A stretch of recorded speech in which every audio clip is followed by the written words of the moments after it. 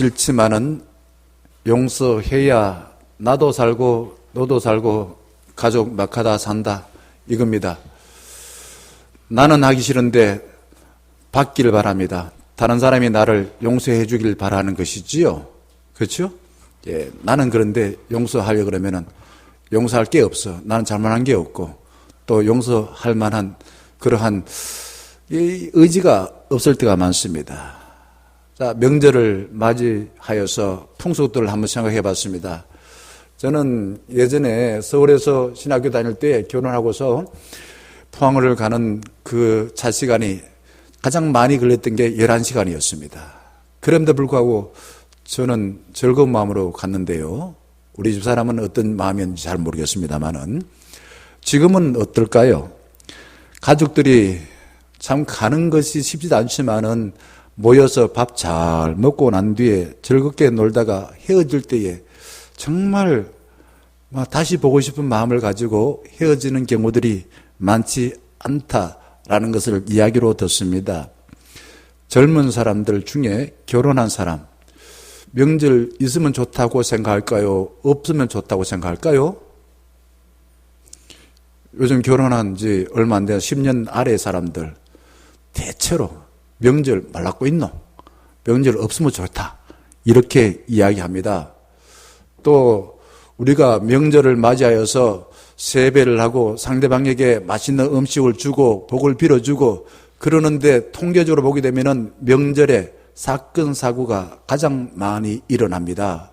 사람들 서로 원수가 되고 또 많이 죽고 또 이혼하고 이런 일들이 언제 일어난다고요? 명절에 일어나는 것을 보게 됩니다. 지난주에 금요일입니다. 자, 청년 때 같이 지냈던 친구가 포항제일교회 장로인데 그가 변호사 사무장으로 한 30년 넘게 있었습니다. 밤늦게까지 부부가 와서 같이 이야기하다가 제가 친구한테 이렇게 물어봤습니다. 자네는 주로 어떤 일로 변호사 일을 하나? 라고 물어보니 주로 민사소송이래요. 민사소송. 가족 간의 재산 다툼이나 이혼소송 이런 걸 많이 다룬대요. 그래서 또 물어봤어요. 판결 뒤에는 성복하나? 또 문제가 해결되나? 이렇게 물어보니까 진 사람이 성복을 안 한다는 거죠. 그리고 계속 돈 있는 사람은 소송을 한다고 말합니다. 반대로 물어봤습니다. 진 사람은 만약에 나중에 진 사람이 억울하다고 보복할까 봐 두렵지 않나 그러니까 조금 두렵대요. 그런 일이 작년에 대구에서 변호사 그 사무실에 있는 법원 앞에 불을 질러가지고 5명이나 죽고 한 40명 정도 다친 일이 벌어졌지요. 우리 이 명절에 대한 어른들의 생각과 젊은이 생각이 너무 다른 것 같아요. 너무 다릅니다.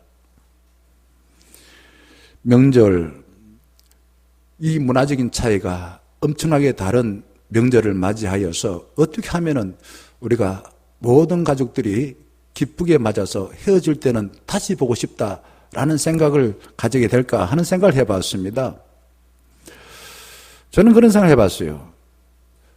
누구든지 간에 좀 나이에 관계없이 어른이든 아이든 먼저 상대방이 내 마음에 들어올 수 있도록 허용을 해주는 그런 마음을 가져야 명절이 좀 이렇게 즐거운 명절이 되지 않겠나. 다시 보고 싶은 그런 사람이 되지 않겠나. 상대방이 내 마음에 들어올 수 있도록 허용을 해주나 이거죠. 용서에 세상에 흔히 3가지 유형이 있습니다. 용서가 뭡니까? 용서가 뭘까? 제가 사진을 한번 찾아봤습니다. 꾸짖거나 벌을 주지 않고 너그럽게 살펴 이해해 주는 것. 명절에 그런 일들 자주 있습니까? 서로 만나서 용서를 빌고 하는 일들이 자주 있습니까? 보통 세상의 용서의 방법은 무조건 용서해야 된다는 거예요. 그런데 방귀 뀐 사람이 성질낸다고 가해자가 피해자에게 용서란 논리를 내세워서 뉘우침다고요. 쥐가 잘못했다고 그냥 인정하고 나는 당신한테 큰 피해를 줬어 라고 말하지도 아니하고 다시 예전 상태로 돌아가서 높은 위치에 있는 사람 복적을 하고 그래서 결국은 무조건 용서해야 된다는 이 논리로 살아가게 되면은 피해자가 또다시 괴롭힘을 당한대요. 무조건 용서해야 한다는 논리는 피해자와 가해자 그 누구도 변화되지 않고 둘과의 관계가 더 나빠진다고 이야기합니다. 두 번째는 가해자가 피해자에게 대중의 정서나 권력을 동원하여 용서하라고 위협한다는 겁니다. 가해자가 스스로 자신을 용서받을 자격이 있다고 우기고 나는 말이야 충분히 그런 자격이 있으니까 네가 나한테 용서해 라고 이야기하면서 막 우긴대요. 충분히 자기 자신이 뉘우치지도 않고 잘못에 대해 인정하지도 않고 또 물질적으로 잘못을 저질렀으면은 배상도 하지 아니하고서 무조건 그런 힘이라든지 대중 정서를 이용하여서 용서해라고만 이야기하게 되면은 피해자가 얼마나 성질나겠습니까? 화가 더 커진다는 거예요. 그 대표적인 예가 옛날에 나왔던 밀양이라는 영화입니다. 밀양이라는 영화, 그 가해자가 감옥에 가서 뭐 하나님께 용서받았다는 거예요. 그리고 피해자가 정말 어렵게 찾아갔는데 이 가해자가 피해자한테 나는 당신한테 용서할 필요 없어. 왜? 하나님이 다 용서해 줬다고요. 이런 식으로 하게 되면은 피해를 당한 사람이 얼마나 성질나겠습니까?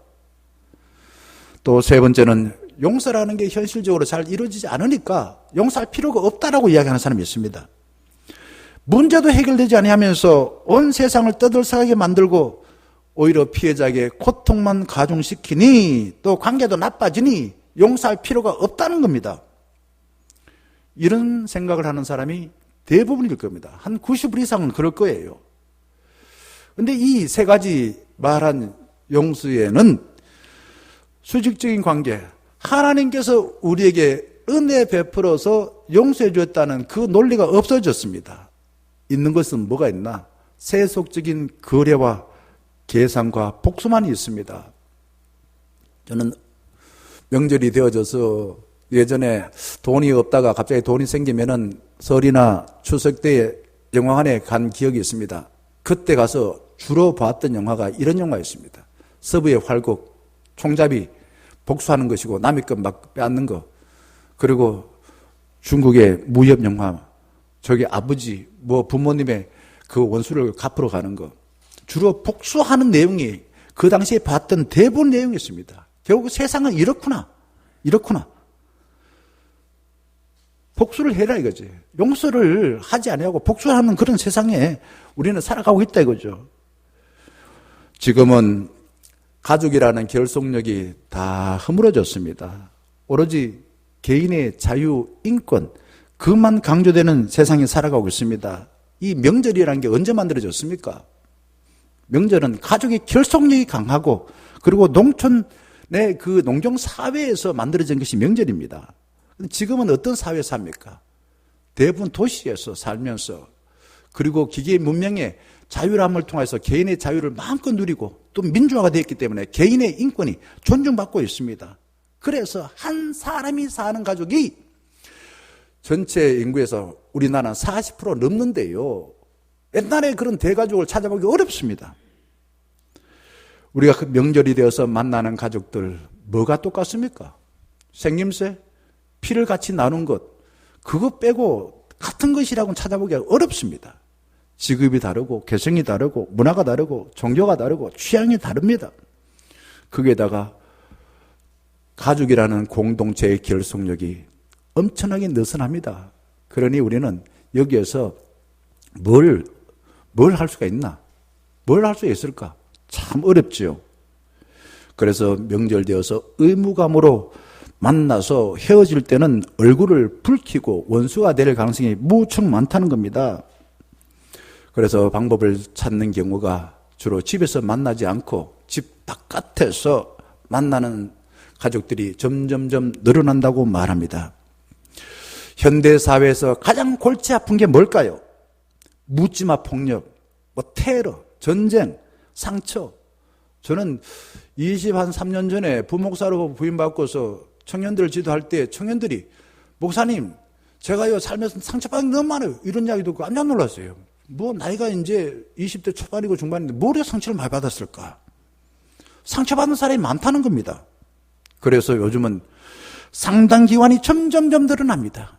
심지어는 상담가가 연예인들처럼 인기가 좋습니다. 그런데 막상 누가 상처를 주고 상처를 받았는가? 상처를 준 사람은 없고 상처받은 사람들만 세상에 득실거리는 거예요. 저는 처음 목회할 때에 목사는 설교만 잘하고 또 가르치는 것만 집중하면 목회를 잘할 줄 알았습니다. 목회를 하면 할수록 그것도 물론 중요하지만은 현실적으로 중요한 것은 관계를 잇는 것이었습니다. 관계를 잇는 것. 그리고 더불어 사는 지혜를 배우고 가르치는 것이었습니다. 그리고 이미 받은 상처를 해결해 주는 것이 목사로서 무척 중요하다는 걸 알았습니다. 용서 없이 가족이 함께 모일 수 없고 용서 없이 가족이 함께 만나고 나면은 처참한 결과만 낳게 되는 것을 경험합니다. 용서를 힘들게 생각하는데 제가 옛날에 들었던 조용필의 큐가 생각났습니다. 가사가 이렇습니다. 너를 용서하지 않으니 내가 괴로워서 안 되겠다. 나의 용서는 너를 잊는 것. 너는 나의 인생을 쥐고 있다. 놓아버렸다. 그대를 이제는 내가 보낸다. 생략하고 내가 오늘은 울지만 다시는 울지 않겠다. 용서하지 않으니까 괴로워서 못 살겠다. 그래서 내가 너를 용서하겠다는 거예요. 대중 가수도 그렇게 이야기하더라고요. 그렇습니다. 용서하지 아니하게 되면은 결국 우리 인생은 현재를 살고 더 나은 삶을 살고 싶지만은 과거에 받았던 상처와 분노에 매여서 한 걸음도 앞으로 나가지 못합니다. 그리고 과거만 있을 뿐이지 현재와 미래가 없는 것입니다. 가슴에 칼을 품고 사람을 만나게 되면은 언제든지 무차별적으로 욱하면은 그냥 사람들을 해칠 수 있는 죽음의 바다에 들어갈 수가 있는 것입니다. 사람은 누구나 다 자기의 마음의 상태에 따라서 세상과 사람을 보고 해석하고 판단하고 살아가는 것입니다. 우리 어르신들 화난 일이 많지요. 왜 그럴까? 왜 그럴까? 왜 어르신들 화난 일이 많을까? 그동안 산업화를 지나면서 또한 6.25 전쟁, 일본 식민지 그 전에 쭉 지나면서 너무너무 고생하고서 이렇게 경제적으로 또 정치적으로 민주화되고 발전시켜놨는데 나이가 들어서 또 보니까 전부 다 낯설어. 너무 낯설어. 어디 가더라도 다 불편한 게 많고 또 내가 애써서 키웠던 자녀들 찾아오지 않고 낯설고 불편하여 마음에가 분노가 많을 줄 믿습니다. 예수님은 부활하신 뒤에 배신자들을 찾아다니면서 복수하려고 애쓰지 않았습니다. 여러분 생각해보지 않았습니까? 예수님이 부활했어요. 근데 예수님 배신한 사람이 너무너무 많아요. 대부분 다 배신했어. 자신을 파는 가룟유다 찾아가서 멱살 잡지 않았습니다.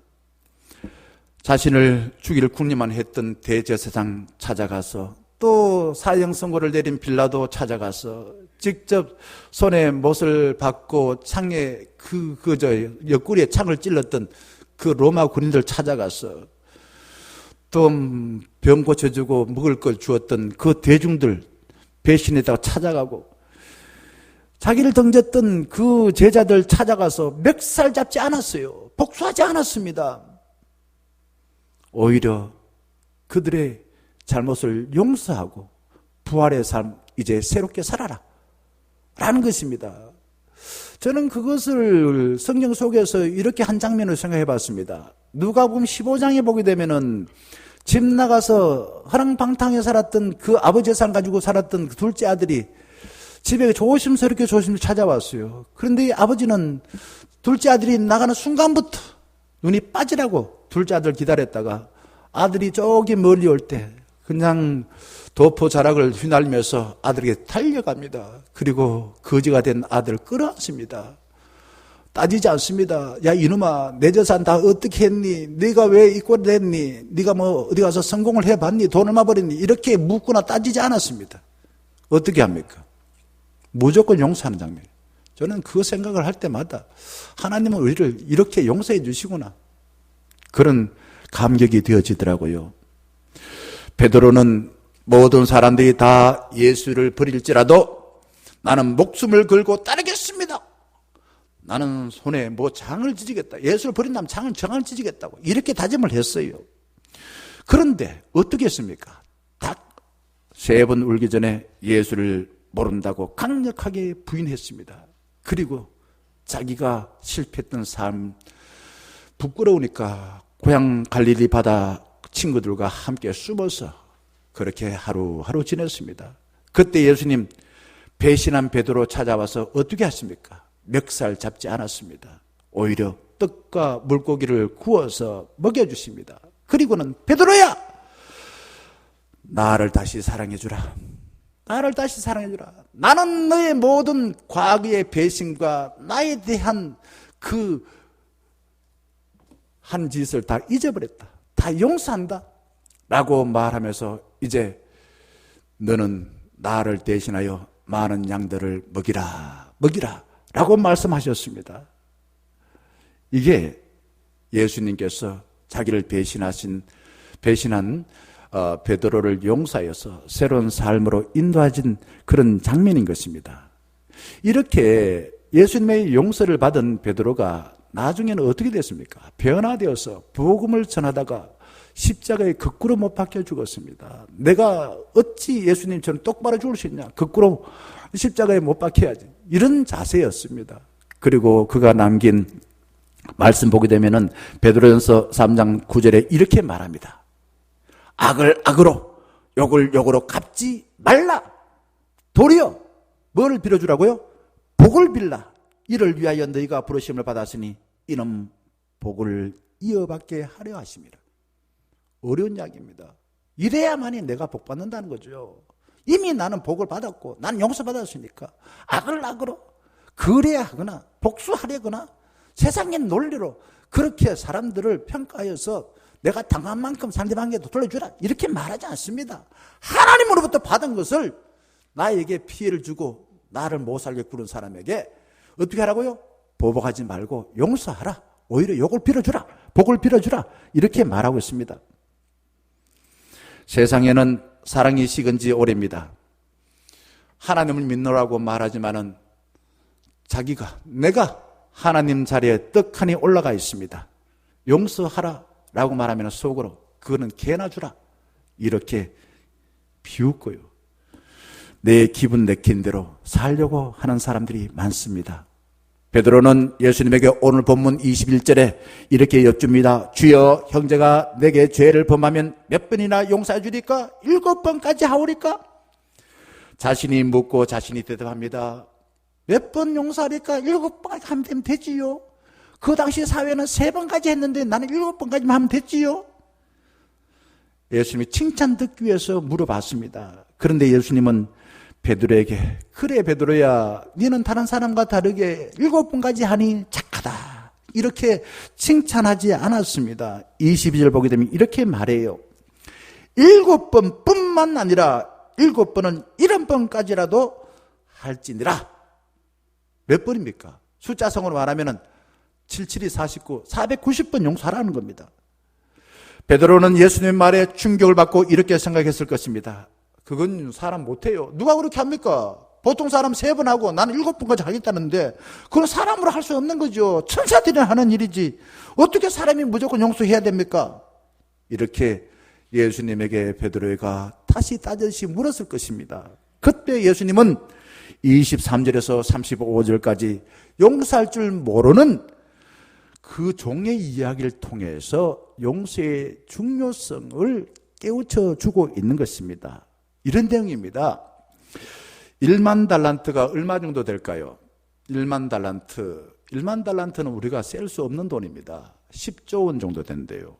평생 살아도 구하지 못할 어마어마한 돈 그 빚졌어요. 이 사람이 임금 앞으로 끌려왔습니다. 무슨 재주로 그 돈을 갚을 수가 있겠습니까? 자, 26절 말씀 이렇게 말해요. 그 종이 엎드려 절하며, 자, 엎드려 절한대. 나 못 갚으니까 어떻게 좀 봐주세요. 아주 불쌍한 모습입니다. 그러면서 내게 참으소서, 다 갚으래. 시간 좀에만 더 주면은 내 갚겠습니다. 이렇게 예언합니다. 무슨 말입니까? 자기 능력으로 빚을 갚을 수 있으니 내가 말이요 반드시 돈 벌 수 있어요. 나는 한 10조 정도 좀에 한 2, 3년 정도 고생하면 벌 수 있어요. 내가 얼마나 능력인지 아세요. 그러니 내가 반드시 갚을 겁니다. 이렇게 말하면서 시간만 조금 달라고 이야기합니다. 그런데 임금은 그 종의 능력을 아는 거예요. 그래서 27절에 이렇게 말합니다. 그 종의 주인이 불쌍히 여겨 놓아 보내며 그 빚을 탕감하여 주었더라. 시간만 좀 달라고 내가 능력이 있어서 갚을 수 있다 했는데 여기 보세요. 불쌍히 여겼대요. 불쌍히 사람을 보는데 네가 그렇게 큰 소리 치지만은 너는 그렇게 할 수가 없어. 너는 용서할 수가 없어. 빚 갚을 수가 없어. 그리고 불쌍히 여겨가지고 놓아주었대요. 그리고 보냈대요. 그리고 빚을 탕감해 까무해 주었다 이거죠. 없애 주었다 이거죠.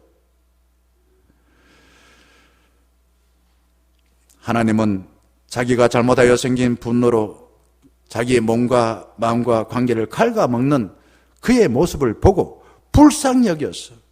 너가 시간이 지나면 지날수록 너 자신의 능력이 없고 너 자신을 더 해칠 뿐이야. 그러니 너가 갚겠다는 말은 고맙지만 못 갚아. 용서하지 못해. 그러니 내가 너를 너의 지고 있는 죄의 굴레에서 해방시켜 주겠노라 라고 선포를 한 것입니다. 그렇습니다. 우리가요, 사람은 다 자기가 능력이 있는 걸로 생각해요. 그래서 다 자식을 키울 때도 그래요. 나는 그래서 부모가 자식을 키우는 데 있어서 죽게 맡겨버리는 그런 좀 믿음을 가지면 좋겠다는 생각을 많이 합니다. 그냥 자식을 위해서 내가 대신 해주는데, 물론 자식이 못할 때는 해줘야 되겠죠. 그런데 따져보면은 그것도 내가 니한테 좀 내보다 능력이 있구나 라는 걸 보여주는 모습이 많았어요. 용서라는 것은 더더욱 그렇습니다. 우리가 할 수 없어요. 그러니 내 자신이 해결하지 못하고 시간만 지나고 내 몸과 마음을 더 힘들게 하여서 어둠의 터널 깊숙한 곳으로 나를 끌고 가는 것입니다. 복수의 칼을 가슴에 품고 낮이나 밤이나 만나는 사람에게 보복하려고 하는 것입니다. 그런데 하나님은 다르십니다. 우리를 불쌍히 여기신대요. 그래서 우리를 분노해서 놓아주시려고 예수님은 몸소 갈보리 언덕의 십자가에 죄인으로 매달리신 것입니다. 이게 하나님이 우리를 용서하신 모습이에요. 십자가 위에 예수님이 왜 매달리십니까? 죄가 없으신데 우리의 죄를 용서하시기 위해서 하나님께서 그런 고통과 수치 당하신 것입니다. 예수님의 머리 위에는 자칭 유대인이라는 죄패가 붙어 있습니다. 무슨 말입니까? 그 높은 언덕에 붙어 있다는 것은 만천하에 이 사람은 죄인이야 라는 것을 선포하여 사람들에게 비웃음을 사게 한 것입니다. 그리고 벌거벗겨졌습니다. 아무런 옷을 입지 않았단 말은 그를 보호해줄 게 하나도 없었다는 겁니다. 머리에는 죄인이 쓰는 가시 멸관을 썼습니다. 손과 발에는 못이 박혔습니다. 옆구리에는 창에 찔렸습니다. 하나님이 우리의 죄를 용서하시려고 몸소 창피당하시고 고통당하신 모습인 것입니다. 예수님이 자기 자신을 버리는 큰 은혜로 우리를 용서해 주셨습니다. 우리는 그 은혜로 용서받았습니다. 그러니 어떻게 하라고요? 우리도 하나님 마음으로 다른 사람을 대해주라. 내가 계산해보니까 내가 말이야 잘못한 것도 없어. 내가 이렇게 하면 손해봐. 그거 생각하지 마라. 그거 생각하지 말고 하나님이 우리의 죄를 용서하신 그 십자가의 은혜를 생각해라. 그리고 용서하라는 것입니다. 자, 오늘 봉독한 말씀에 종은 죽었다가 살아나면서 안도의 한숨을 푹 쉬고 이제 살았다. 좋아서 집으로 돌아가고 있었습니다. 그때 어떤 일이 벌어졌습니까? 28절 보게 되면요. 그때 마침 누구를 만났습니까? 100데나리온 빚진 사람을 만났습니다. 자, 자기는 지금 현재 어떠한 은혜를 입었습니까? 임금으로부터 1000조원을 탕감받았습니다. 그런데 지금 자기가 딱 만난 사람은 100데나리온이라는 것은 얼마? 한 1000만 원 정도예요. 1000만 원 정도 자기에게 빚을 진 사람 만난 거예요. 그 사람에게 어떤 말을 하고 행동을 해야만 은혜 받은 사람의 모습일까요? 그래, 내가 말이야 이만큼 나는 용서 받았는데 네가 달랑 그 1,000만 원 빚진 거 다 없던 걸로 해라. 그냥 집에 가라. 이렇게 용서하면 좋을 텐데 그러지 않았어요. 28절 하반절 어떻게 합니까? 한 사람을 만나 붙들어 그 다음 보세요. 목을 잡고 이러되 빚을 갚아라. 야 이놈아, 뭐가 네 빚 안 갚으면 너 죽인다. 목 줄이는 거야. 막 죽이려고. 그겁니다.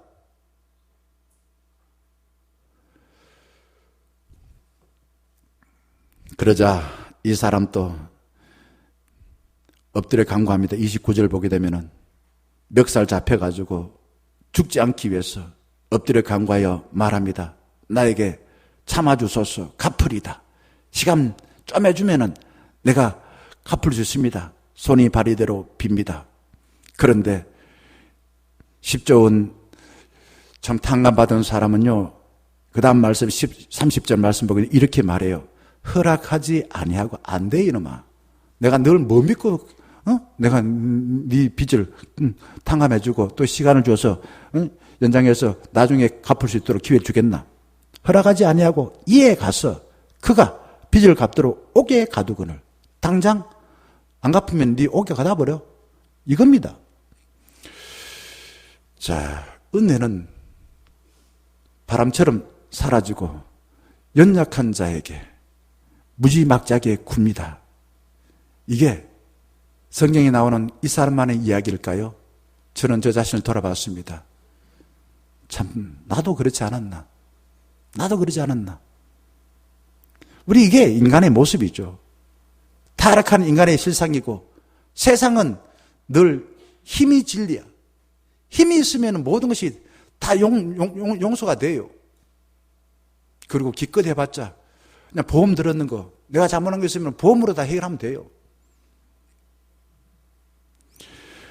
사람들은 말합니다. 은혜는 물에다가 새기고 원수는 돌에 새긴다고 말합니다. 우리는 하나님의 은혜가 아니면 한순간도 살 수가 없습니다. 한번 생각을 해봅시다. 우리가 숨 쉬는 것도 주의 은혜. 아까 마지막 불렀던 우리 찬양 중에서 은혜라는 찬양을 우리가 지금 1월 첫째 주부터 시작해서 4주째 부르고 있습니다. 모든 것이 주의 은혜. 주의 은혜 아니고는 살 수가 없다는 것은 찬양하고 있습니다. 진짜 그렇습니까?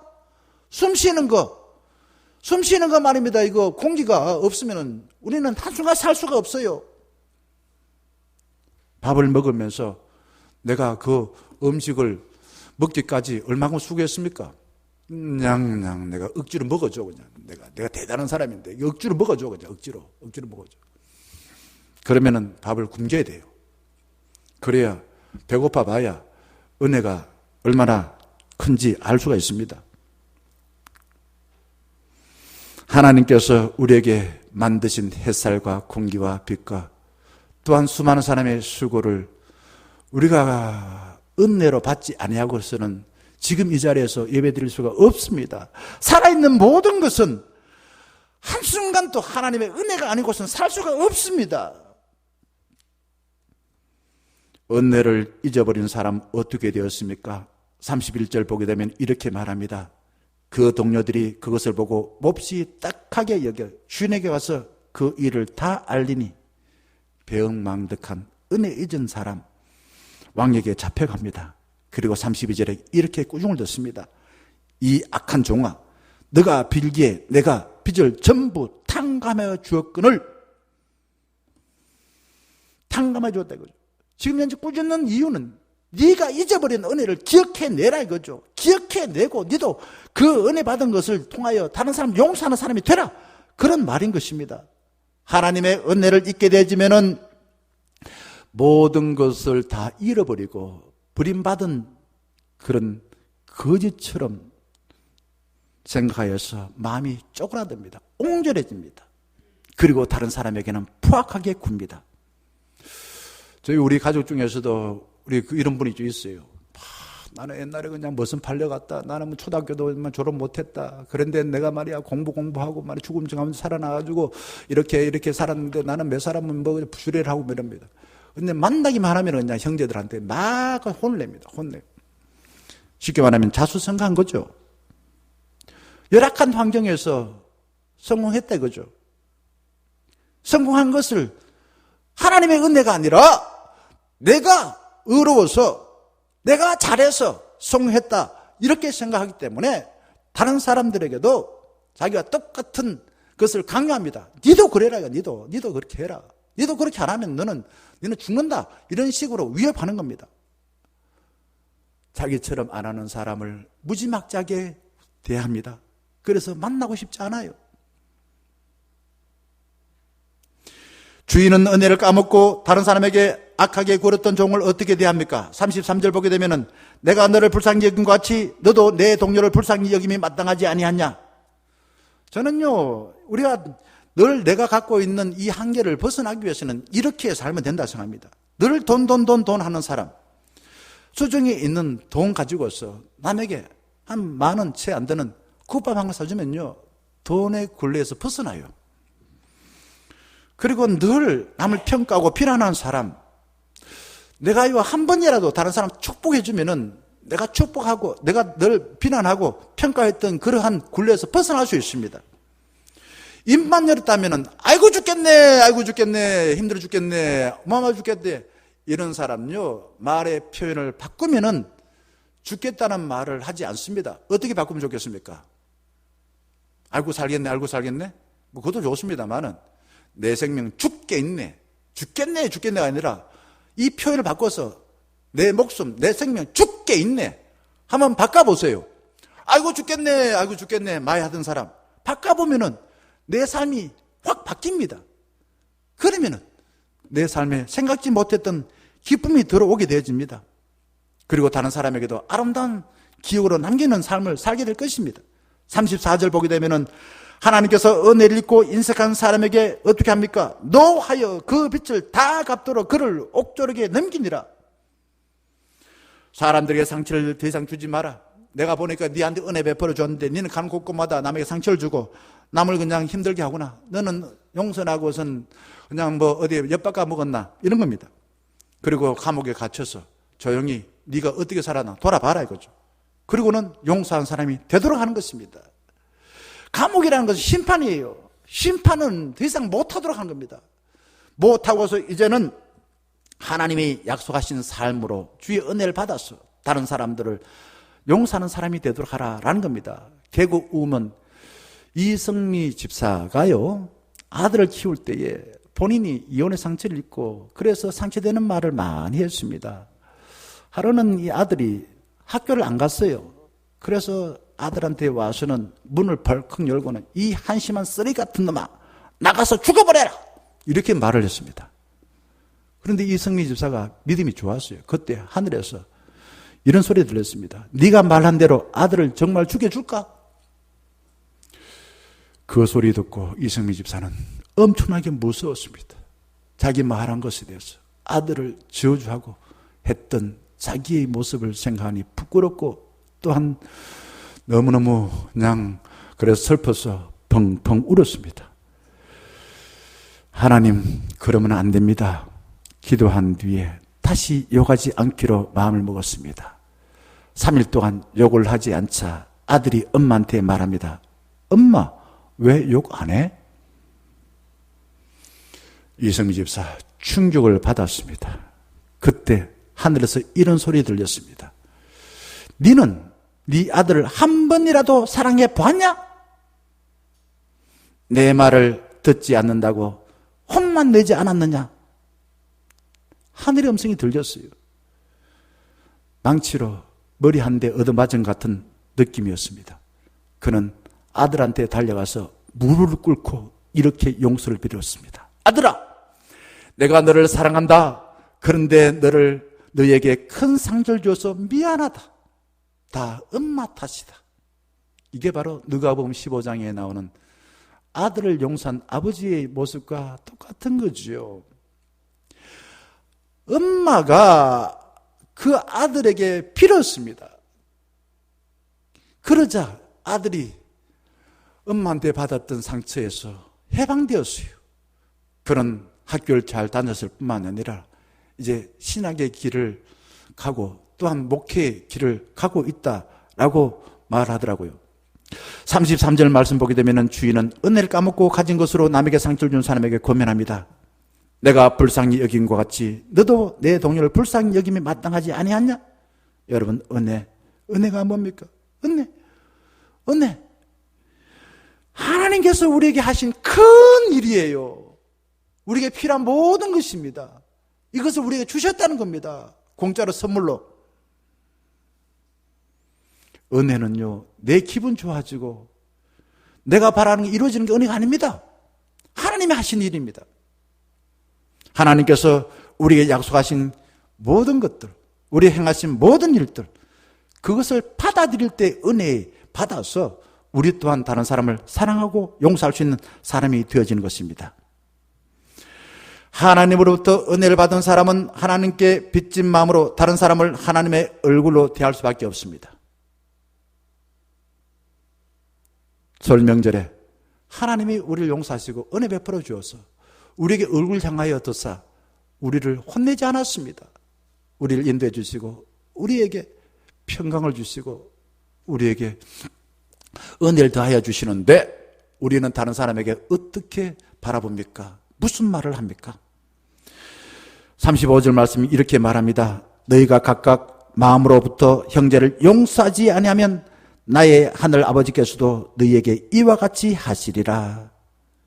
용서받았는데 용서해 주라. 우리는 하나님이 큰 고통을 당하시고 예수님이 자신을 내어주는 십자가의 그 고통을 당하시고 우리의 모든 죄를 용서받는 은혜를 받았습니다. 그리고는 우리에게 당부합니다. 너도 은혜 받은 사람처럼 행동해라. 다른 사람들 죄를 용서해주고 허물을 덮어주고 또 깨어진 관계를 좀 화목케 하는 그런 삶을 살아라 라고 당부했습니다. 2006년 10월 총을 든 남자가요, 미국 기독교 공동체인 아미시 공동체가 있습니다. 그 공동체의 운영하는 학교에 들어와서 인질극을 벌였습니다. 총을 쏴서 5명의 학생이 죽었습니다. 그리고 총을 쏜 남자도 스스로 목숨을 끊었습니다.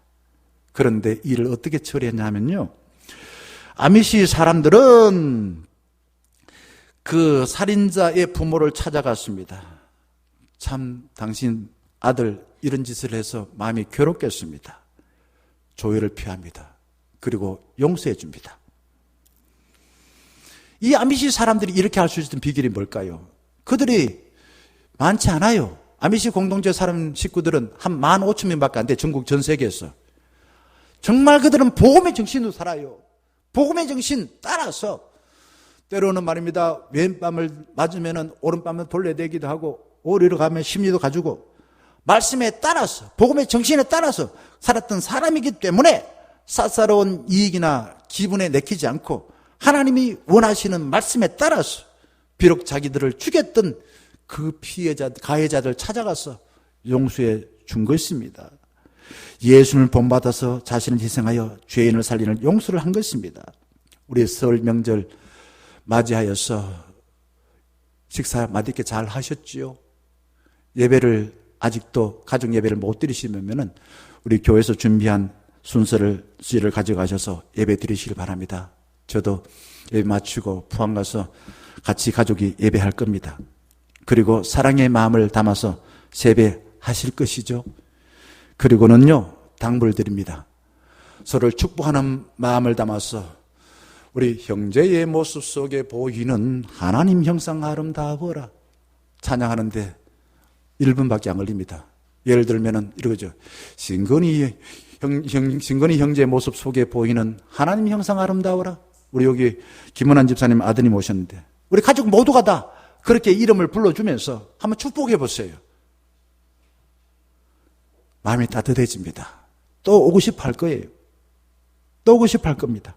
그리고 하나 더, 오늘 말씀에 따라서 윗사람부터 아랫사람까지 즉 내가 혹이나 누구한테 잘못한 것이 있다면 용서해 주라.